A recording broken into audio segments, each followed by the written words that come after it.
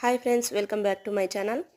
2025 August నెలలో పండుగలు అలాగే మంచి రోజులు ఎప్పుడెప్పుడు ఉన్నాయో చూద్దాం. ఇప్పుడు ఫస్ట్ తేదీ 1వ తేదీ శ్రావణ శుక్రవారం వస్తుంది. అలాగే 3వ తేదీ అశ్లేష కార్తీ, 5వ తేదీ సర్వేశం ఏకాదశి మంగళవారం రోజు వస్తుంది. ఆ తర్వాత 7వ తారీఖు వరాహ జయంతి. ఆ తర్వాత శుక్రవారం శ్రావణ శుక్రవారం 8వ తారీఖు వరలక్ష్మి వ్రతం ఉంటుంది.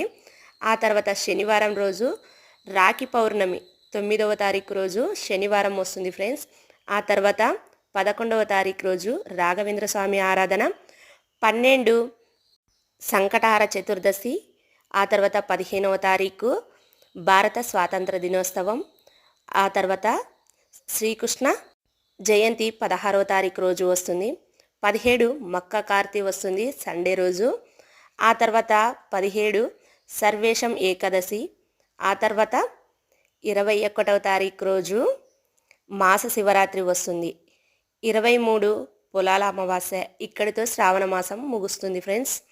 ఆ తర్వాత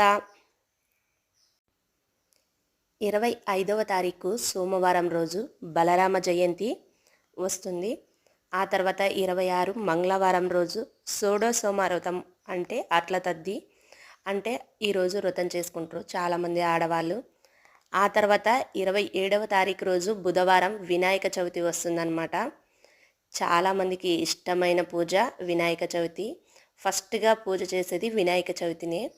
అంటే ఏ పూజ చేసినా ఫస్ట్ వినాయకుని పూజిస్తారు కాబట్టి 27వ తారీఖు వినాయక చవితి. ఆ తర్వాత 28వ తారీఖు గురువారం ఋషి పంచమి వచ్చింది.